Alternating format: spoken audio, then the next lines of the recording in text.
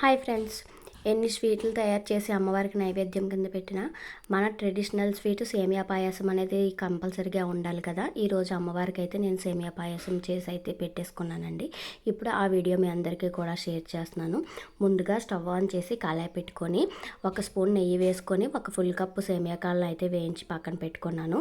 మళ్ళీ అదే కళాయిలో 1 స్పూన్ నెయ్యి వేసుకొని మన దగ్గర ఉన్న డ్రై ఫ్రూట్స్ అన్నీ కూడా వేయించి పెట్టేసుకున్నాను.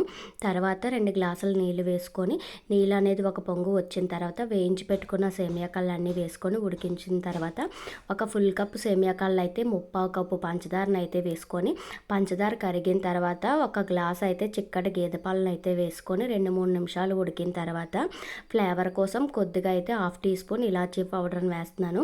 ఆ తర్వాత వేయించి పెట్టుకున్న డ్రై ఫ్రూట్స్ అన్నీ కూడా వేసేసుకొని స్టవ్ ఆఫ్ చేసేసుకుంటే కమ్మగా ఉండే తియ్యటి సేమియా పాయసం అయితే రెడీ అయిపోయింది ఫ్రెండ్స్. ఈరోజు అమ్మవారికి నేనైతే నైవేద్యం పెట్టేసుకున్నాను.